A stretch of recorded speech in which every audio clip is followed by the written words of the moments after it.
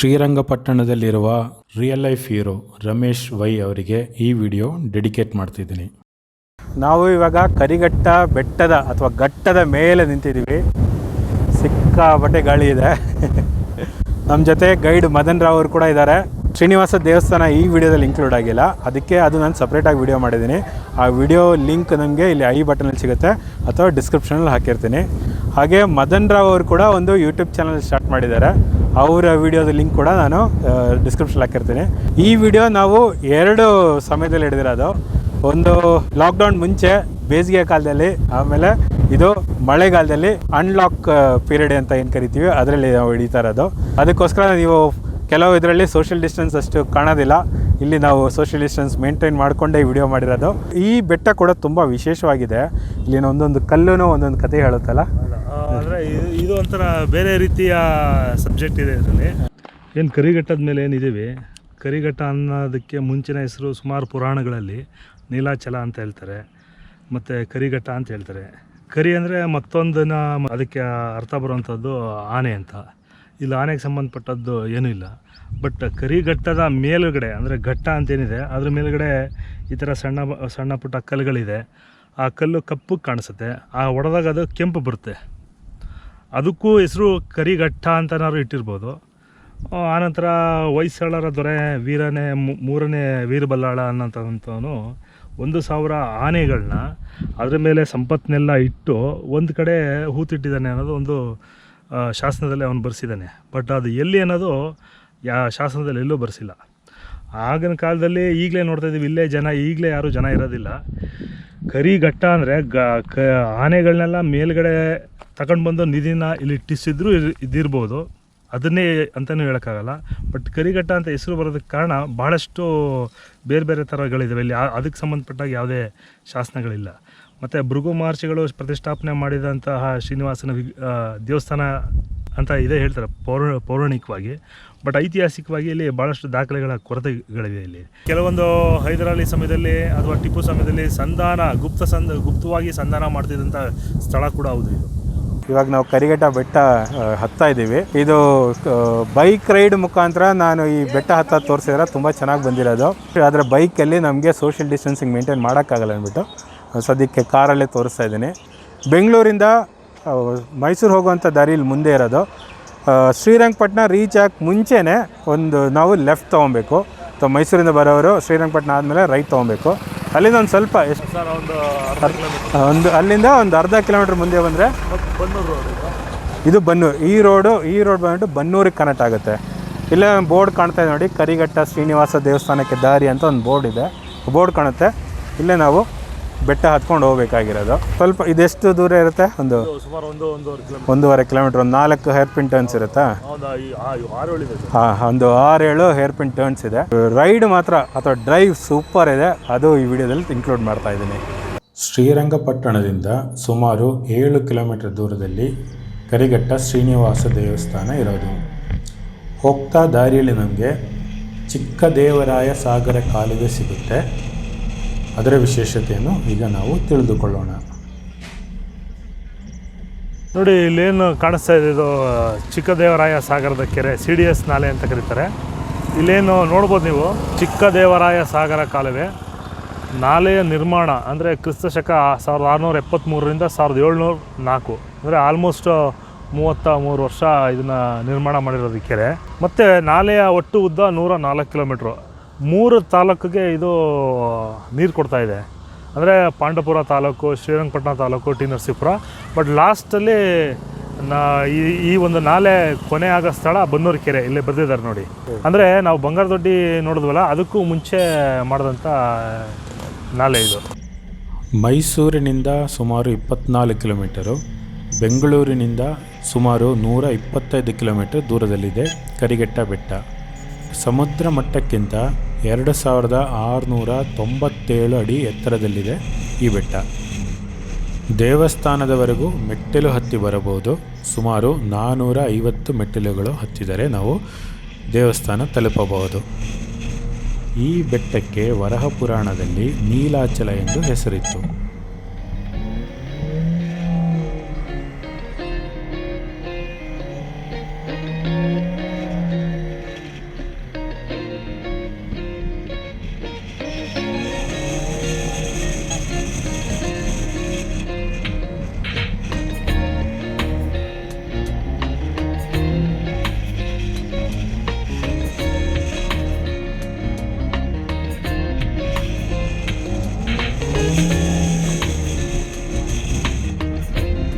ಇಲ್ಲಿ ಕರಿಘಟ್ಟಕ್ಕೆ ಗಾಡಿಯಲ್ಲಿ ಬರೋರು ಇಲ್ಲಿ ಗಾಡಿ ನಿಲ್ಲಿಸ್ಬಿಟ್ಟು ವ್ಯೂ ಪಾಯಿಂಟ್ಗಳು ನೋಡೋದನ್ನು ಮರಿಬೇಡಿ. ತುಂಬ ಸುಂದರವಾಗಿದೆ. ಇಲ್ಲಿ ಸ್ವಲ್ಪ ಮುಂದೆ ಹೋದರೆ ಇನ್ನೂ ವ್ಯೂ ತುಂಬ ಚೆನ್ನಾಗಿದೆ ಅಂತೆ. ನಮ್ಮ ಮದನ್ ರಾವ್ ಅವರು ಅಲ್ಲಿಗೆ ನಮ್ಮನ್ನು ಕರ್ಕೊಂಡು ಹೋಗ್ತಾ ಇದ್ದಾರೆ. ಅಲ್ಲಿ ಹೋಗ್ಬಿಟ್ಟು ಅಲ್ಲಿ ಏನೇನು ಕಾಣುತ್ತೆ ಅಂತ ಮದನ್ ರಾವ್ ಅವರು ನಮಗೆ ಎಕ್ಸ್ಪ್ಲೈನ್ ಮಾಡ್ತಾರೆ.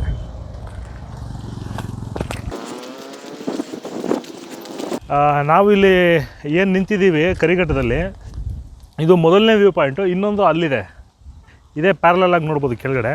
2 ವ್ಯೂ ಪಾಯಿಂಟು ಭಾಳ ತುಂಬ ಚೆನ್ನಾಗಿ ಕಾಣಿಸುತ್ತೆ. ಅದು ಗುಂಬಜು ನೋಡಿ, ಟಿಪ್ಪು ಸುಲ್ತಾನ್ ಮತ್ತು ಅವ್ರ ತಂದೆ ತಾಯಿಯವರ ಸಮಾಧಿ ಸ್ಥಳ. ಮತ್ತು ಹಾಗೆ ನೀವು ಇಲ್ಲಿ ನೋಡ್ತೀನಿ ಅಂದರೆ ಕಾವೇರಿ ನದಿ ಹರಿತಾ ಇದೆ. ಇದು ಇದಕ್ಕೆ ಪೂರ್ವಕ್ಕೆ ಹರಿತಾ ಇರೋದು. ಅಲ್ಲಿ ಕಾಣಿಸ್ತಾ ಇರೋದು ನಿಮಿಷಾಂಬ ದೇವಸ್ಥಾನ ಮತ್ತು ಪಾರ್ಕಿಂಗ್ ಏರಿಯಾ. ಮತ್ತು ಪಕ್ಕದಲ್ಲಿ ಕಾಣಿಸ್ತಾ ಇರೋದು ಗಂಜಾಮು ಮತ್ತು ಆ ಕಡೆ ಇರೋದೆಲ್ಲ ಶ್ರೀರಂಗಪಟ್ಟಣ. ಮತ್ತು 2 ಮಿನಾರೇಟ್ ಕಾಣಿಸ್ತಿದೆಯಲ್ಲ, ಅದು ಕೋಟೆ ಒಳಗಡೆ ಇದೆ ಅದು.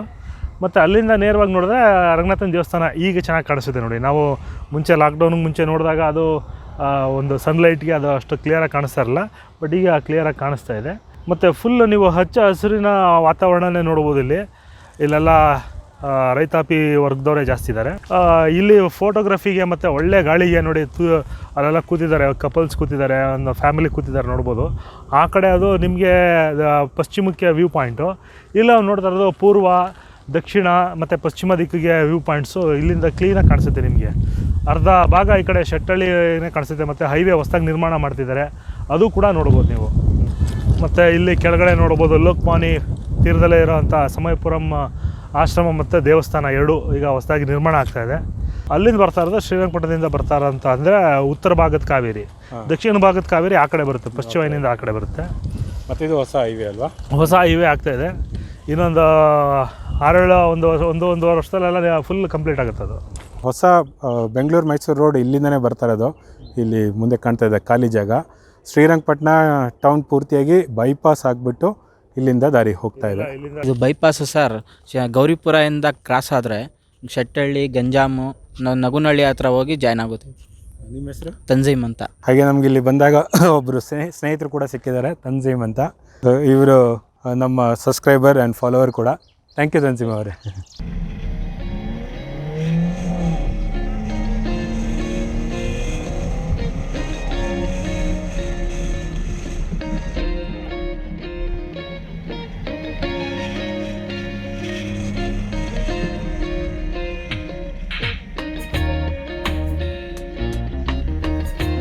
ಈಗ ನಾವು ಬೆಟ್ಟ ಮೇಲೆ ಹತ್ತಿದ್ದೀವಿ. ನಾವಿವಾಗ ಕರಿಘಟ್ಟ ಶ್ರೀನಿವಾಸ ದೇವಸ್ಥಾನ ಮುಂದೆ ಇದ್ದೀವಿ. ಮತ್ತು ಇಲ್ಲಿ ನಮಗೊಂದು ಟ್ರೆಕ್ಕಿಂಗ್ ಸ್ಪಾಟ್ ಇದೆ, ಸ್ವಲ್ಪ ಮೇಲೆ ಹತ್ಕೊಂಡು ಹೋಗ್ಬೋದು. ಇವೆಲ್ಲ ಏನಿದೆ, ಈಗ ಅರಣ್ಯ ಇಲಾಖೆಯವರು ಬಹಳ ಕಟ್ಟುನಿಟ್ಟಾಗಿ ಕ್ರಮ ತೆಗೆದುಕೊಂಡು ಬೇಸಿಗೆನಲ್ಲಿ ಯಾರೋ ಬೆಂಕಿ ಹಚ್ಚಬಾರ್ದು ಅಂತ ಕೆಲವು ಕಡೆ ನಿರ್ಬಂಧ ಮಾಡಿದ್ದಾರೆ ಈ ಜಾಗಗಳಲ್ಲಿ. ಭಾಳಷ್ಟು ಏನು ಗಿಡ ಮರಗಳೆಲ್ಲ ಇದ್ದಾವೆ, ಬೆಳೆಸ್ತಾ ಇದ್ದಾರೆ ಅವರು. ಮತ್ತು ಇಲ್ಲಿಯ ಸ್ಥಳೀಯ ರಮೇಶನ ಒಬ್ಬ ಪರಿಸರ ವಾದಿಯವರು ಭಾಳಷ್ಟು ಗಿಡಗಳು ಏನು ಕಾಣಿಸ್ತಾ ಇದೆ ಅವೆಲ್ಲ ಅವರೇ ಬೆಳೆಸಿರೋದು. ಈಗ ಬೇಸಿಗೆಯಲ್ಲಿ ಇಲ್ಲಿ ಕರಿಘಟ್ಟಕ್ಕೆ ನಮ್ಗೆ ಬರೋಕ್ಕಾಗೋದಿಲ್ಲ, ಯಾಕಂದರೆ ಫಾರೆಸ್ಟ್ ಡಿಪಾರ್ಟ್ಮೆಂಟ್ ಅವರು ಇದನ್ನು ಸಾರ್ವಜನಿಕರು ಬರೋದನ್ನು ಸ್ಟಾಪ್ ಮಾಡಿದ್ದಾರೆ. ಕಾಳ್ಗಿಚ್ಚು ಬರ್ಬೋದು ಅನ್ನೋ ಒಂದು ಕಾರಣದಿಂದ ಸಾರ್ವಜನಿಕರನ್ನ ಸದ್ಯಕ್ಕೆ ಇಲ್ಲಿ ಒಳಗೆ ಬಿಡ್ತಾ ಇಲ್ಲ. ಒಂದು ಜೂನ್ ಜುಲೈ ಆದಮೇಲೆ ಮತ್ತೆ ಇಲ್ಲಿ ಟ್ರೆಕ್ಕಿಂಗ್ ಬರ್ಬೋದು.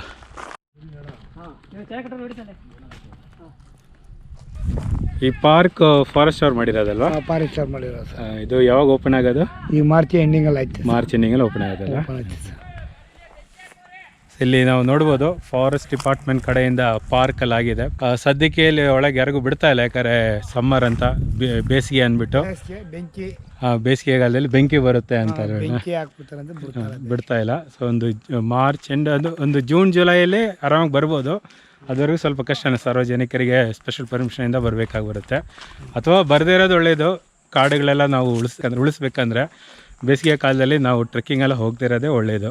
ಇಲ್ಲಿ ಬೆಟ್ಟದ ಮೇಲೆ ಫೈರ್ ಲೈನ್ ಕ್ಲೀನಾಗಿ ಕಾಣುತ್ತೆ. ಫೈರ್ ಲೈನ್ ಮಾಡ್ತಾ ಇರೋದು ಕಾಡಲ್ಲಿ ಬೆಂಕಿ ಏನಾದ್ರು ಹಿಡಿದ್ರೆ ಕಂಟ್ರೋಲ್ ಮಾಡೋಕ್ಕಂತ ಫಾರೆಸ್ಟ್ ಡಿಪಾರ್ಟ್ಮೆಂಟ್ ಅವ್ರು ಮಾಡ್ತಾ ಇರೋದು. ಇಲ್ಲಿ ನೋಡ್ಬೋದು, ಇಲ್ಲಿವರೆಗೂ ಹುಲ್ಲು ಬೆಳ್ಕೊಂಡಿದೆ. ನಂತರ ಇಲ್ಲಿ ಗ್ಯಾಪ್ ಇದೆ, 15 ಮೀಟ್ರ್ ಗ್ಯಾಪ್ ಮಾಡಿದ್ದಾರೆ. ನಂತರ ಅಲ್ಲಿ ಮತ್ತೆ ಹುಲ್ಲಿದೆ. ಇದು ಯಾವ ಥರ ಸರ್? ಇದು ಹೆಂಗೆ ಮಾಡೋದು? ಇದೆಲ್ಲ ಹೆಂಗೆ ಕಟ್ ಮಾಡ್ತೀರಾ? ಅದೇ ಮಾಮೂಲಿ ಹುಲ್ ಕುಯ್ತೀವಿ ಸರ್, ಮಾಮೂಲಿ ಕುಳ್ಳಲ್ಲಿ ಕುಯ್ದೆ ಅದು ಅವಾಯ್ಡ್ ಮಾಡಿದ್ದೀವಿ ಸರ್. ಇಷ್ಟು ಅಡಿ 15 ಅಡಿ 15 ಬಿಟ್ಬಿಟ್ಟು ಸರ್, ಅದಕ್ಕೆ ತಿರ್ಗಿ ನಾವು ಬೆಂಕಿ ಹೋಗ್ಬಿಡ್ತೀವಿ. ಅದಕ್ಕೆ ಆ ಬೆಂಕಿ ಹೋಗ್ಬಿಟ್ಟು ಅದಕ್ಕೆ ಈ ಬೆಂಕಿ ಬಂದು ಕಟ್ ಆಗುತ್ತೆ. ಇಲ್ಲಿ ಕಟ್ ಆಗ್ತದೆ ಸರ್. ಇಲ್ಲಿ ಸ್ಟಾಪ್ ಮಾಡ್ತೀವಿ, ಇನ್ನು ಮುಂದಕ್ಕೆ ಹೋಗಲ್ಲ. ಓಕೆ. ಇದು ಪ್ರತಿ ವರ್ಷ ಮಾಡ್ತೀರಾ? ವರ್ಷ ಮಾಡ್ತಾ ಇರ್ತೀವಿ ಸರ್. ಸೊ ಇವಾಗ ಇತ್ತೀಚೆಗೆ ಬೆಂಕಿ ಬೀಳ್ತಾ ಇಲ್ಲ? ಜಾಸ್ತಿ ಬಿದ್ದಿಲ್ಲ ಸರ್, ಈ ಸಲ ಬಿದ್ದಿಲ್ಲ. ಸೊ ಮುಂಚೆಯಲ್ಲಿ ಯಾವಾಗಲೂ ಬೆಂಕಿ ಬೀಳ್ತಾಯಿತ್ತಂತೆ. ಈ ಫಾರೆಸ್ಟ್ ಡಿಪಾರ್ಟ್ಮೆಂಟ್ ಇವರು ಇಷ್ಟೆಲ್ಲ ಪ್ರಿಕಾಷನ್ ತೊಗೊಳ್ಳೋದ್ರಿಂದ ಸದ್ಯಕ್ಕೆ ಬೆಂಕಿಯನ್ನು ಬೀಳ್ತಾ ಇಲ್ಲ. ಇವರು ಫುಲ್ ಟೈಮ್ ಇದ್ದಾರೆ ಇವಾಗ, 24 hours ಕೂಡ ಫಾರೆಸ್ಟ್ ಡಿಪಾರ್ಟ್ಮೆಂಟ್ ಅವ್ರು ಇಲ್ಲಿದ್ದಾರೆ. ಸೊ ಟ್ರೆಕ್ಕಿಂಗ್ ಎಲ್ಲ ಸಮ್ಮರ್ ಟೈಮಲ್ಲಿ ಅವಾಯ್ಡ್ ಮಾಡೋದೇ ಉತ್ತಮ, ಯಾಕಂದರೆ ಎಷ್ಟೋ ಕಡೆ ನಮಗೆ ರೆಸ್ಟ್ರಿಕ್ಷನ್ಸ್ ಇದೆ ಫಾರೆಸ್ಟ್ ಫೈರ್ ಬೀಳುತ್ತೆ ಅಂದ್ಬಿಟ್ಟು. ಈ ಕಡೆ ಅಲ್ಲಿ ಕಾಣಿಸ್ತಾ ಇದೆಯಲ್ಲ ನಾಲೆ, ಚಿಕ್ಕದೇವರ ನಾಲೆ, ಅದು ಅಲ್ಲಿಂದ ಸ್ಟೆಪ್ಸ್ ಇದೆ ಜಾತ್ರೆಗೆ ಬರೋಂಥ ಜನಗಳು. ಇದು ನಾವು ಬೆಟ್ಟದ ಮುಂಭಾಗ ಇರೋದು ಒಂದು ಬೇರೆ ಸ್ಟೆಪ್ಸು, ಇಲ್ಲಿಂದ ಬರತಕ್ಕಂಥದ್ದು ಬೇರೆ ಮೆಟ್ಲಿದೆ ಕರಿಘಟ್ಟಕ್ಕೆ. ಹಳೆ ಮಾರ್ಗ ಇದು, ಮುಂಚೆ ಇದ್ದಿದ್ದ ಮಾರ್ಗ ಅದು. ಇವಾಗಲೂ ಇದೆಯಾ ಅದು? ಈಗಲೂ ಇದೆ, ಬಟ್ ದಾರಿ ಉಪಯೋಗಿಸ್ತಾ ಇಲ್ಲ ಅಷ್ಟೇ. ಉಪಯೋಗಿಸಲ್ಲ ಯಾರೂ.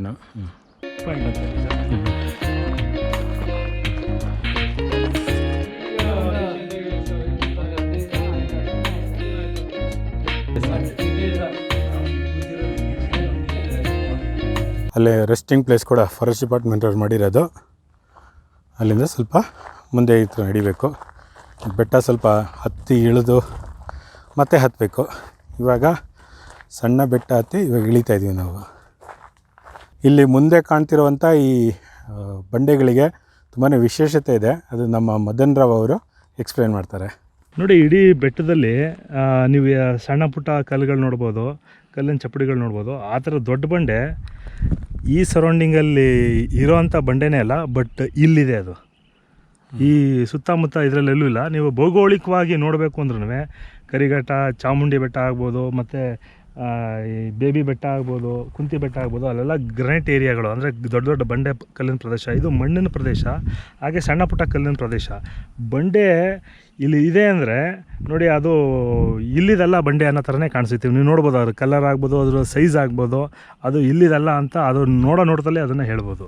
ಇಡೀ ಕರಿಘಟ್ಟದಲ್ಲಿ ಆ ಥರ ಬಂಡೆ ಬೇರೆ ಎಲ್ಲೂ ಇಲ್ಲ. ಆ ಥರ ಬಂಡೆಗಳು ಎಲ್ಲೂ ಇಲ್ಲ. ಇದೊಂದೇ ಜಾಗದಲ್ಲಿ ಅಷ್ಟು ದೊಡ್ಡ ಬಂಡೆಗಳು ಈ ಜಾಗದಲ್ಲಿ ಮಾತ್ರನೇ ಇರೋದು. ಇನ್ನೆಲ್ಲೂ ಹುಡುಕ್ತೀನಿ ಅಂದರೆ ನಿಮ್ಗೆ ಸಣ್ಣ ಪುಟ್ಟ ಈ ಥರ ಚಕ್ಕೆ ಬರೋ ಟೈಪ್ ಕಲ್ಲುಗಳು ಅಷ್ಟೇ ಇದ್ದಾವೆ. ಇನ್ನು ಯಾವುದೇ ಥರನಾದ ಆ ಥರ ದೊಡ್ಡ ಬಂಡೆ ಈ ಭೌಗೋಳಿಕವಾಗಿ ಸಂಬಂಧಪಟ್ಟದ್ದು ಅಲ್ಲ ಅಂತಲೇ ಕಾಣಿಸುತ್ತದು.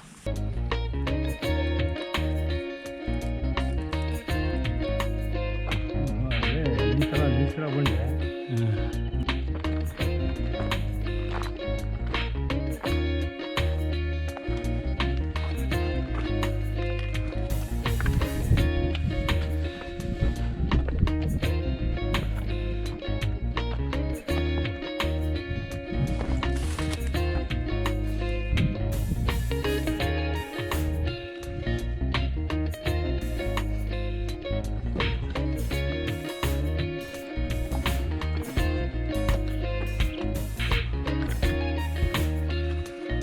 ನಾವು ಆ ಕಡೆಯಿಂದ ನೋಡಿದ್ವಿ ನೋಡಿ ಬಂಡೆ. ಆ ಬಂಡೆ ಆ ಕಡೆಯಿಂದ ಅಷ್ಟು ಮೇಲ್ಮುಖವಾಗಿ ತಳಮಟ್ಟದಿಂದ ಇದೆ. ಬಟ್ ಇಲ್ಲಿ ತಳಮಟ್ಟಕ್ಕೆ ಬಂದರೆ ಒಬ್ಬ ವ್ಯಕ್ತಿ ನಿಲ್ಬೋದಾದಷ್ಟು ಹೈಟ್ ಇದೆ ಇದು. ನೋಡಿ, ಇಲ್ಲಿ ಕಲ್ಲುಗಳು ಜೋಡಿಸಿರೋ ಥರನೇ ಕಾಣಿಸುತ್ತೆ ನಿಮಗೆ. ಒಂದ್ರ ಮೇಲೆ ಒಂದು, ಒಂದರ ಪಕ್ಕ ಒಂದು ಇಟ್ಟಿರೋ ಹಾಗೆ ಕಾಣಿಸುತ್ತೆ. ಕೆಳಗಡೆ ಸ್ಥಳ ಥರ ಇದೆ, ಕಾಲಾಂತರದಲ್ಲಿ ಮುಚ್ಚೋಗಿದೆ. ಈ ಕಡೆನೂ ಇದೆ ನೋಡಿ.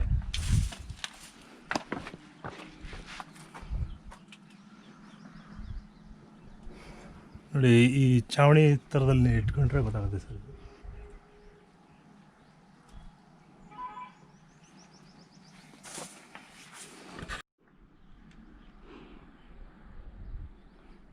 ಈಗ ಈ ಬಂಡೆದು ವಿಶೇಷತೆ ಆಯಿತು.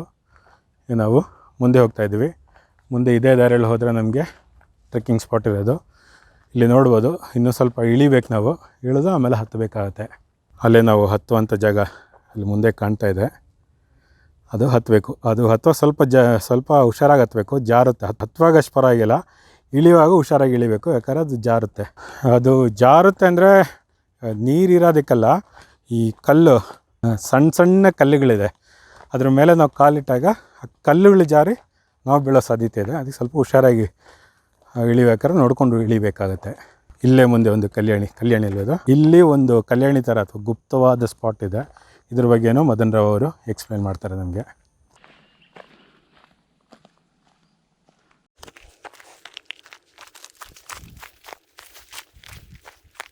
ಈ ನೋಡಿ, ಹಳ್ಳ ಏನಿದೆ ಗುಂಡಿ ಥರ ಇದೆ ನೋಡಿ. ಫುಲ್ಲು ಸುಮಾರು ಒಂದು 40 ಅಡಿ ಆಳ, ಒಂದು 60 ಅಡಿ ಸುತ್ತಳತೆ ಇದೆ. ಸುತ್ತಲೂ ನೀವು ಗಾರೆ ಕಟ್ಟಿರೋ ಥರ ಕಾಣಿಸ್ತಾ ಇದೆ ನೋಡಿ ಪ್ರದೇಶಗಳು ಆ ಕಡೆ. ಇವೆಲ್ಲ ನೋಡಿ, ಇದು ಆಗಿನ ಕಾಲದಲ್ಲಿ ರಾಜರು ಯಾವ ರೀತಿ ನಿಧಿ ಸಂಪತ್ತನ್ನ ಹೂತಿಡ್ತಾಯಿದ್ರು, ಎಷ್ಟು ವಿಸ್ತಾರದಲ್ಲಿ ಹೂತಿಡ್ತಾಯಿದ್ರು ಅನ್ನೋದು ನೀವು ಇಲ್ಲಿ ನೋಡ್ಬೋದು. ಆ ನಂತರದಲ್ಲಿ ಯಾವುದೋ ಸಮಯದಲ್ಲಿ ಅವರು ನಿಧಿ ತಗೊಂಡಿರೋ ಅಂಥ ಜಾಗಗಳಿವು. ಅಲ್ಲಿ ಕಾಣಿಸ್ತಾ ಇದೆ ನೋಡಿ, ಈ ಸುತ್ತಮುತ್ತ ನೀವೆಲ್ಲ ನೋಡಿದ್ರು ಈ ಥರ ಹಳ್ಳ ಎಲ್ಲೂ ಇಲ್ಲ ಇಲ್ಲಿ. ಇದು ನೀರಿಗೋಸ್ಕರ ಅಲ್ಲ ಅಂತ ಹೇಳ್ತೀರಾ? ನೀರಿಗೋಸ್ಕರ ಅಲ್ವೇ ಅಲ್ಲ, ದೇವಸ್ಥಾನ ಇರೋದಲ್ಲಿ, ಬಾವಿ ಇರೋದಲ್ಲಿ, ದೇವಸ್ಥಾನದ ಹಿಂಭಾಗ ಕಲ್ಯಾಣಿ ಇದೆ, ಇಲ್ಲೇನೂ ಇಲ್ಲ. ಇಲ್ಲಿ ಆ ಬಂಡೆಗಳು ನೋಡ್ಬೋದು ನೀವು, ನಾವು ಅಲ್ಲಿ ನೋಡಿದಂಥ ಬಂಡೆಗಳು. ಮತ್ತು ನಾನು ಆಗಲೇ ಹೇಳ್ದಂಗೆ ಈ ವಿಡಿಯೋ 2 ಸೀಸನಲ್ಲಿ ಹಿಡ್ದಿರೋದು, ಒಂದು ಬೇಸಿಗೆ ಕಾಲದಲ್ಲಿ, ಇನ್ನೊಂದು ಮಳೆಗಾಲದಲ್ಲಿ. ಬೇಸಿಗೆಗಾಲ ಅಥವಾ ಮಳೆಗಾಲ ಅನ್ನೋಕ್ಕಿಂತ ಹೆಚ್ಚಾಗಿ ಬಿಫೋರ್ ಲಾಕ್ಡೌನು, ಆಫ್ಟರ್ ಲಾಕ್ಡೌನ್. ಇದು ಬರೀ ಬೇಸಿಗೆ ಅಥವಾ ಮಳೆಗಾಲ ಅಲ್ಲ, ಲಾಕ್ಡೌನ್ ಮತ್ತು ಬಿಫೋರ್ ಲಾಕ್ಡೌನ್, ಆಫ್ಟರ್ ಲಾಕ್ಡೌನ್ ನಾವು ಈ ವಿಡಿಯೋ ಹಿಡ್ದಿರೋದು. ಇಲ್ಲೂ ನಮಗೆ ಹತ್ತೋದಕ್ಕೆ 2 ದಾರಿ ಇದೆ. ಅದು ಮೇಯ್ನ್ ಇದೆ ಅಲ್ವಾ? ಮೇನ್ ಇದೆ. ನಾವು ಇಲ್ಲಿಂದ ಹತ್ತಾ ಇದ್ದೀವಿ. ಈ ದಾರಿ ಏನಂತ ಗೊತ್ತಿಲ್ಲ, ಇದು ಫಾರೆಸ್ಟ್ ಅವ್ರದ್ದೇ ಇರಬೇಕು, ಈ ಥರ ಮಾಡಿಟ್ಟಿರೋದು. ಇಲ್ಲಿಂದ ಹತ್ತಾ ಇದ್ದೀವಿ. ಇಲ್ಲಿಂದ ಹತ್ತೋದು ಶುರು ಆಗ್ತಾಯಿದೆ. ಎಲ್ಲ ಫಾರೆಸ್ಟ್ ಅವ್ರದ್ದು ನಟ್ಟಿರೋ ಸಸಿ ಅಲ್ಲ, ಫಾರೆಸ್ಟ್ ಡಿಪಾರ್ಟ್ಮೆಂಟ್ ಅವರು. ಅದಕ್ಕೆ ಈ ಸಸಿಗಳಿಗೆ ನೀರು ಹಾಕ್ಲಿಕ್ಕೆ ವ್ಯವಸ್ಥೆ ಮಾಡಿರ್ಬೋದು ಈ ದಾರಿ ಅಂತ ಇರ್ಬೋದಲ್ಲ. ಫುಲ್ ವೆಹಿಕಲ್ ಹೋಗೋದಕ್ಕೆ ಇದೆಲ್ಲ ಟ್ರೆಂಚ್ ಹೊಡೆದು ಬೆಂಕಿ ಯಾವುದೇ ಎಲ್ಲಿಗೂ ಹೋಗದೇ ಇರೋ ರೀತಿ ತಡೆ ಹಿಡಿಯುತ್ತಿದೆ ಫುಲ್ಲು. ಮತ್ತು ಪ್ರತಿ ಮಳೆಗಾಲಕ್ಕೂ ಸ್ವಲ್ಪ ರಸ್ತೆಗಳನ್ನ, ಹೋಗೋ ದಾರಿಗಳನ್ನ ಭಾಳ ಸ್ವಚ್ಛವಾಗಿಟ್ಟಿದ್ದಾರೆ. ಇಲ್ಲಾಂದರೆ ಗಿಡಗಳೆಲ್ಲ ಬೆಳ್ಕೊಂಬಿಡುತ್ತೆ. ಇಲ್ಲಿ ದೂರದಿಂದ ನೋಡ್ಬೋದು ನೋಡಿ, ಅಲ್ಲಿ ಗುಂಬಜ್ ಕಾಣಿಸ್ತಾ ಇದೆ ನೋಡಿ. ಟಿಪ್ಪು ಹೈದರ್ ಅವ್ರ ತಾಯಿ ಅವರ ಸಮಾಧಿ ಸ್ಥಳ. ಹಚ್ಚ ಹಸಿರಿನ ನಡುವೆ ಅದು ಭಾಳ ಆಕರ್ಷಣೀಯವಾಗಿ ಕಾಣಿಸ್ತಾ ಇದೆ. ನಿಜ.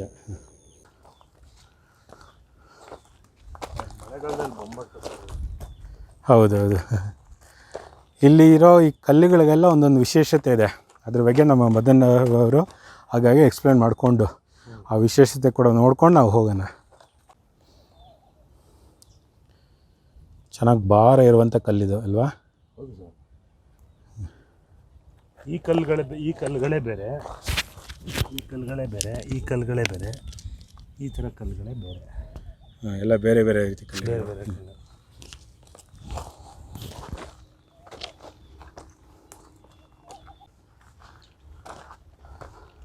ಆಗಲೇ ಒಂದು ಸ್ವಲ್ಪ ಹತ್ತಿದ್ದಕ್ಕೆ ಬೆವರ್ತಾ ಇದ್ದೀವಿ.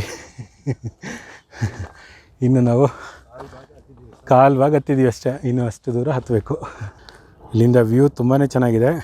ರಂಗನಾಥ ಸ್ವಾಮಿ ದೇವಸ್ಥಾನ ಕಾಣುತ್ತೆ ಅಲ್ಲಿ ಮುಂದೆ, ಮತ್ತು ಶ್ರೀನಿವಾಸ ದೇವಸ್ಥಾನ, ಕಾವೇರಿ ನದಿ, ನಾವು ಬಂದಂಥ ದಾರಿ ಕೂಡ ಕಾಣ್ತೇವೆ ನೋಡಿ. ಹೇರ್ ಪಿಲ್ಟರ್ಸ್, ಒಂದು ಭಾಗ, ಗಂಜಾಮನ ಒಂದು ಭಾಗ, ದೇವಸ್ಥಾನ.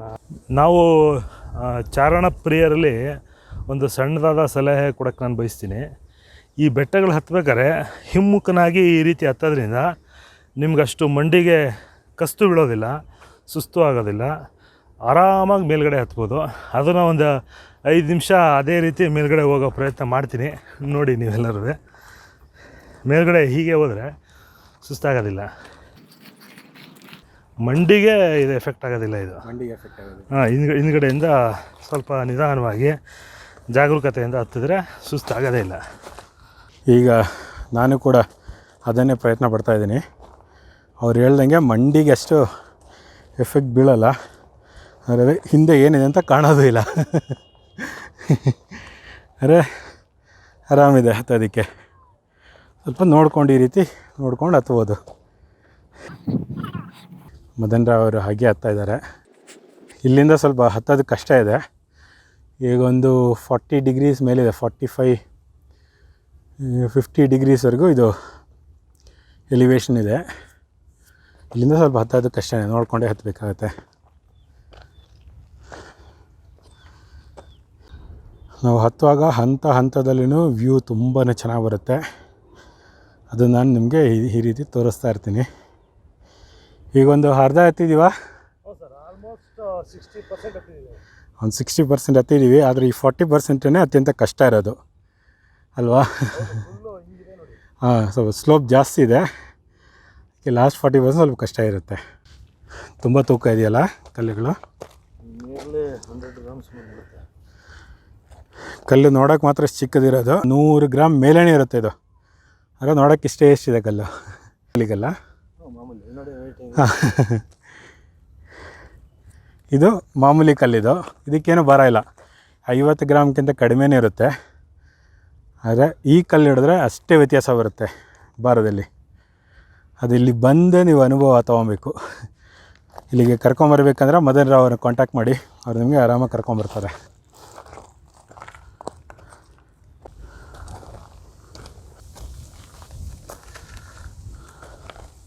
ಕೆಲವೊಂದು ನಿಮಗೆ ಒಳಗಡೆ ಕ್ವಾಲಿಟಿ ಇರೋಂಥದ್ದು ಸಿಗೋದು ಈ ಥರ ಶೇಪ್ ಇದ್ರೆ, ಈ ಥರ ಶೇಪ್. ಬಟ್ ಇನ್ನೂ ಕ್ಲಿಯರ್ ಆಗಬೇಕು. ಬಟ್ ಇವೆಲ್ಲ ಅಂತ ಇದೇನಿಲ್ಲ. ಇಲ್ಲಿ ನೋಡ್ಬೋದು ಬಿರುಕುಗಳು ಜಾಸ್ತಿ ಕಾಣ್ತಿವೆ ನೋಡಿ. ಇದು ರೆಕ್ಟ್ಯಾಂಗ್ಯುಲರು, 8 ಆ್ಯಂಗಲು, ಈ ಥರ ಎಲ್ಲ ಇದೆ ನೋಡಿ. ಕೆಲವೊಂದು ಕಲ್ಗೆ ಈ ಥರ ಶೇಪ್ ಇಲ್ಲ. ಹೌದು. ಹಾಂ, ಕೆಲವು ಒಳ್ಳೆ ಮಿಷಿನಲ್ಲಿ ಕಟ್ಟಿಂಗ್ ಮಾಡ್ದಂಗೆ ಅಲ್ವಾ? ಹೌದು ನೋಡಿ. ಹಿಂಗೆ ನೋಡೋಕೆ ಹೋದರೆ ಎಲ್ಲನೂ ಸಮ ರೀತಿಯಲ್ಲಿದೆ. ನಿಜ. ಗುಂಬಸಲ್ಲಿ ಕಾಣಿಸ್ತಾ ಇದೆ, ಇದು ಶ್ರೀರಂಗಪಟ್ಟಣ. ಗುಂಬಸ್ ಡೂಮ್ ಇದೆಯಲ್ಲ, ಆ ನೇರ ಅದ್ರ ನೇರ ನೋಡಿ. ಜಸ್ಟ್ ಲೆಫ್ಟ್ಗೆ 2 ಚೂಪಾಗಿರೋ ಒಂದು ಮಿನಾರೇಟ್ ಕಾಣ್ತಾ ಇದೆ. ಅದೇ ಚರ್ಚು, ಮೈಸೂರಿನ ಸೈಂಟ್ ಫಿಲೋಮಿನಾ ಚರ್ಚು.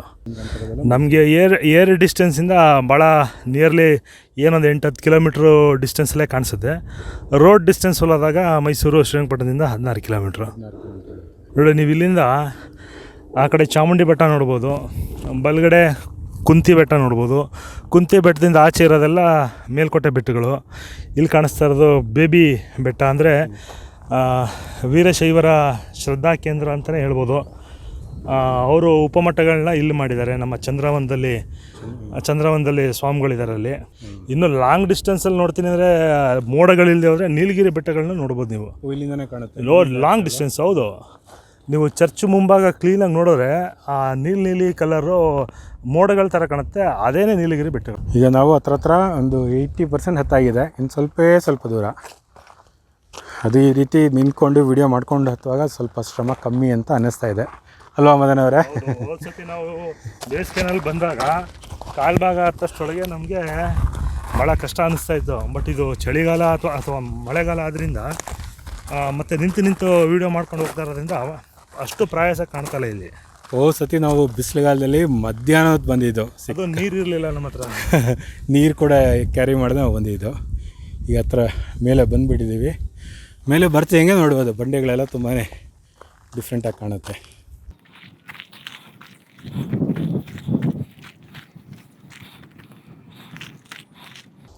ಹೀಗೆ ನಾವು ಹತ್ಕೊಂಡ್ಬಂದಿದ್ದು ಇಲ್ಲಿನ ಬಂಡೆಗಳು. ಫುಲ್ ಟಾಪಲ್ಲಿದ್ದೀವಿ ಅಲ್ವಾ? ಘಟ್ಟದ ಮೇಲೆ, ಅಂದರೆ ಘಟ್ಟ ಅಂದರೆ ಒಂದು ಟಾಪ್ ಪ್ಲೇಸು, ಅದ್ರ ಮೇಲೆ ಇದ್ದೀವಿ ನಾವು ಈಗ ಇನ್ನೂ ಕ್ಲಿಯರಾಗಿ ನೋಡಿ. ಚಾಮುಂಡಿ ಬೆಟ್ಟ ಒಬ್ಬರು ಮಲಗಿರೋ ರೀತಿಯೇ ಕಾಣಿಸುತ್ತೆ ನೋಡಿ. ಚಾಮುಂಡಿ ಬೆಟ್ಟಕ್ಕೆ ಮೊದಲು ಮಹಾಬಲಾದ್ರಿ ಅಂತ ಕರಿತಾಯಿದ್ರು. ಆನಂತರದಲ್ಲಿ ದೇವಸ್ಥಾನ ಎಲ್ಲ ಆದಮೇಲೆ ಅದನ್ನು ಚಾಮುಂಡಿ ಬೆಟ್ಟ. ಪುರಾಣ ಕಾಲದಲ್ಲೆಲ್ಲ ಮಹಾಬಲಾದ್ರಿ ಅಂತಲೇ ಉಲ್ಲೇಖಿಸಿದ್ದಾರೆ ಅದಕ್ಕೆ. ಈ ಕಡೆ ನೋಡ್ತೀನಿ ಅಂದರೆ ಇಲ್ಲಿ ನೋಡಿ ಭಾಳ ಹಚ್ಚ ಹಸಿರಿನಲ್ಲಿ ಕಾಣಿಸ್ತಾ ಇದೆ. ಈ ಕಡೆನೇ ಮಳವಳ್ಳಿ. ನಿಮ್ಗೆ ಹೇಳೋದಲ್ಲ ನೀಲಗಿರಿ ಬೆಟ್ಟಗಳು ಅಂತ ಸ್ವಲ್ಪ ಲಾಂಗ್ ಡಿಸ್ಟೆನ್ಸ್ ಕಣ್ಣಾಯಿಸಿದ್ರೆ ಕಾಣಿಸುತ್ತೆ ನಿಮಗೆ. ಈ ಕಡೆ ಬರ್ತಿದೆ ಅಂದರೆ ಮಳವಳ್ಳಿ, ಕೊಳ್ಳೇಗಾಲ, ಬನ್ನೂರು ಸೈಡು ಈ ಕಡೆ ಹೋಗುವಂಥದ್ದು. ಅಲ್ಲಿ ಕಾಣಿಸೋದು ದೊಡ್ಡ ಬೆಟ್ಟಗಳೆಲ್ಲ ಈ ಕಡೆ ಮಾದೇಶ್ವರನ ಬೆಟ್ಟಕ್ಕೆ ಕನೆಕ್ಟ್ ಆಗೋಂಥ ಬೆಟ್ಟಗಳು ಅಲ್ಲಿರೋದು. ಹೌದು.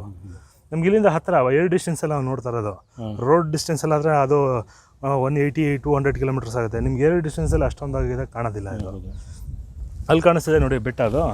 ಅದು ಸೋಮನಾಥ್ಪುರಕ್ಕೆ ಹೋಗ್ಬೇಕಾದ್ರೆ ಸಿಗೋಂಥ ಒಟ್ಗಲ್ ರಂಗನಾಥನ ದೇವಸ್ಥಾನ. ಅದು ಅಲ್ಲಿ ಬೆಟ್ಟ ಕಾಣಿಸ್ತಿದೆ ನೋಡಿ. ಒಂದು ಕಲ್ಲಿನ, ಅದು ಫುಲ್ ಕಲ್ಲಿನ ಬೆಟ್ಟ ಅದು. ಇವೆಲ್ಲ ಸ್ವಲ್ಪ ಮಣ್ಣು ಕಲ್ಲು ಮಿಕ್ಸ್ ಆಗಿರೋಂಥ ಬೆಟ್ಟ. ಅದೇನೆ ಹೇರ್ ಪಿನ್ ಬೆನ್ಸ್ ಇಲ್ಲಿ ಕಾಣ್ತಾ ಇದೆ. ಶ್ರೀನಿವಾಸ ದೇವಸ್ಥಾನ ಕರಿಘಟ್ಟದ್ದು, ಅಲ್ಲಿ ಮುಂದೆ ರಂಗನಾಥ ಸ್ವಾಮಿ ದೇವಸ್ಥಾನ.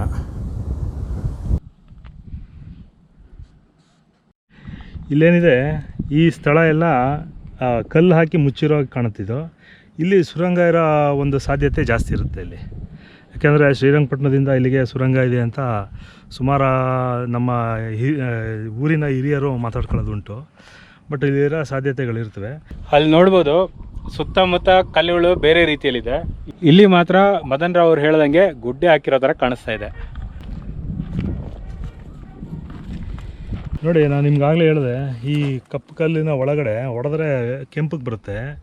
ಇದು ರೂಬಿ ಟೈಪೇ ಬರುತ್ತೆ ಇದು. ಆಗಿನ ಕಾಲದಲ್ಲಿ ವಿಜಯನಗರ ಕಾಲದವ್ರು ಏನು ಮಾಡಿದ್ದಾರೆ, ಅವ್ರಿಗೆ ಇದು ಬ್ಯಾಂಕ್ ಆಗಿತ್ತು ಆಗಿನ ಕಾಲದಲ್ಲಿ. ಇದು ಅಂದರೆ ಇಲ್ಲಿಂದ ತೆಗೆದುಕೊಂಡೋಗಿ ವಿಜಯನಗರದಲ್ಲಿ ಅದನ್ನು ಮಾರಾಟ ಮಾಡ್ತಾಯಿದ್ರು. ನೀವು ಕೇಳಿರ್ತೀರಿ ಇತಿಹಾಸದಲ್ಲಿ, ರತ್ನ, ಬೆಳ್ಳಿ, ಮುತ್ತು, ವಜ್ರ, ವೈಡೂರ್ಯ ಎಲ್ಲ ಅಲ್ಲಿ ಬೀದಿನಲ್ಲಿ ಮಾರಾಟ ಮಾಡ್ತಾಯಿದ್ರು ಅಂತ. ಇಲ್ಲಿಂದ ಈ ಥರ ಕಲ್ಲುಗಳು ನಿಕ್ಷೇಪ ಹೋಗಿದೆ ಅನ್ನೋದೊಂದು ಇದ್ದೇ ಇದೆ. ಈಗ ಮೇಲ್ಗಡೆಯಿಂದ ಏನು ಗಣಿಗಾರಿಕೆ ಮಾಡಿ ವೇಸ್ಟೇಜ್ ಎಲ್ಲ ಈ ಕಡೆ ಬಿದ್ದಿರೋ ಇದ್ದಿದ್ದು ನಿಮ್ಗೆ ಅಲ್ಲಿ ನೋಡ್ಬೋದು. ಹತ್ತಬೇಕಾರೆಲ್ಲ ಈ ಥರ ಕಲ್ಲುಗಳು ಕಾಣಿಸುತ್ತೆ ನೋಡಿ. ಇತ್ತೀಚೆಗೆ ಈಗ ಲಾಸ್ಟ್ ಮಂತಲ್ಲಿ ನಿಮಗಿಲ್ಲಿ ಲಿಥಿಯಂ ಅಂಶಗಳು ಸಿಕ್ಕಿದೆ ಅನ್ನೋದು ಬಂದಿದೆ ಕರಿಘಟ್ಟದ ಹಿಂಭಾಗ. ಈ ಥರ ಭಾಳಷ್ಟು ಸುತ್ತಮುತ್ತ ಇದ್ದಾವೆ. ಬಟ್ ಇತ್ತೀಚೆಗೆ ಅದೆಲ್ಲ ಪೇಪರ್ ಮುಖಾಂತರ, ಮಾಧ್ಯಮದ ಮುಖಾಂತರ ಹೊರಬರ್ತಾ ಇದೆ ಅದನ್ನು. ನೋಡಿ, ಇದು ಕಲ್ಲು ಹೊಡೆದ್ರೆ ನಿಮ್ಗೆ ಯಾವ ರೀತಿ ಒಳಗಡೆ ಕಾಣಿಸುತ್ತೆ ಅನ್ನೋದು ನೀವು ನೋಡ್ಬೋದು ನೋಡಿ. ಇದು ಕಲ್ಲು ಒಳಗೆ ತುಂಬಾ ಶೈನಿಂಗ್ ಇದೆ. ಕ್ಯಾಮ್ರಾದಲ್ಲಿ ಎಷ್ಟು ಮಟ್ಟಿಗೆ ಹಿಡಿತದೆ ನಂಗೆ ಗೊತ್ತಿಲ್ಲ, ಆದರೆ ಬಂದು ನೋಡಿದ್ರೆ ಗೊತ್ತಾಗುತ್ತೆ ಆ ಕಲ್ಲು ಒಳಗೆ ತುಂಬಾ ಶೈನಿಂಗ್ ಇದೆ ಅಂತ.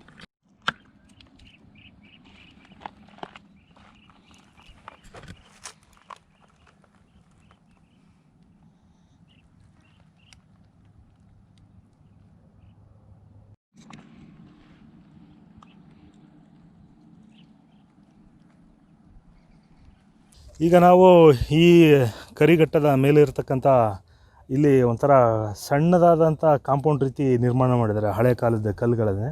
ಅದನ್ನು ನಿಮಗೆ ಎಲ್ಲಿದೆ ಮುಂದೆ ತೋರಿಸ್ತೀವಿ ಬನ್ನಿ. ಕೋಟೆ ಥರ ಇದೆ. ಆವಾಗ ಅಲ್ಲಿಗೆ ಹೋಗ್ತಾ ಇದ್ದೀವಿ.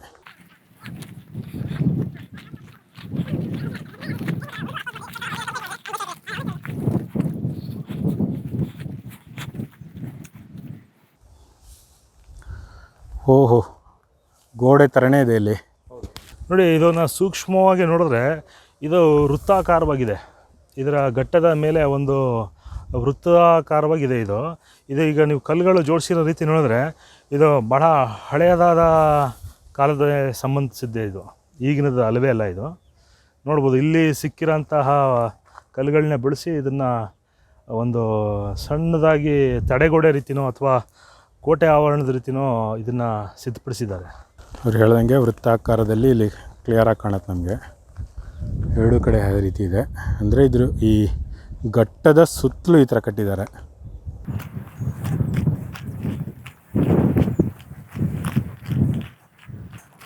ಎಷ್ಟು ದೂರ ಆಗ್ಬೋದು ಈ ಥರ? ಒಂದು ಸರ್ಕಲ್ ಇದೆ, ಫುಲ್ ಸರ್ಕಲ್ ಇದೆಯಲ್ಲ. ಒಂದು ಸರ್ಕಲ್ ಇದೆ. ಹಾಂ, ಆ ಒಂದು ಕೆಳಗಡೆ ಎರಡು ತುದಿ ಇದೆಯಲ್ಲ, ಅದಕ್ಕೇನಿಲ್ಲ. ಅದಕ್ಕೆ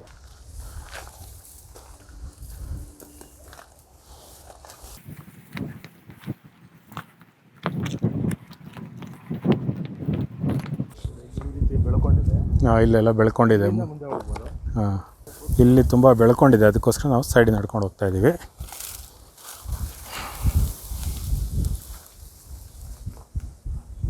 ಅಲ್ಲೆಲ್ಲ ಇದೆ. ಹಾಂ, ಅಲ್ಲಿವರೆಗೂ ಇದೆ.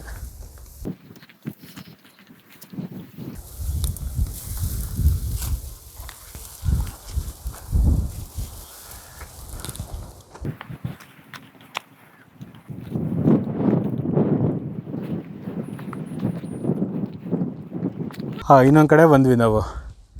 ಆ ರೀತಿ ಈಸ್ಟು ಮತ್ತು ಸೌತು ಸುತ್ತಕೊಂಡು ಈಗ ಅಂದರೆ ಪೂರ್ವಕ್ಕೆ, ದೇವಸ್ಥಾನದ ಪೂರ್ವ ದಿಕ್ಕಿಗೆ ಮೇಲ್ಭಾಗದಲ್ಲಿದ್ದೀವಿ. ನೀವು ಕರೆಕ್ಟಾಗಿ ಎದುರಾಗಿ ನೋಡ್ಬೋದು ನೋಡಿ. ದೇವಸ್ಥಾನದ ಮುಂಭಾಗ ಅಂದರೆ ಪೂರ್ವ ದಿಕ್ಕಿಗಿದ್ದೀವಿ ನಾವು.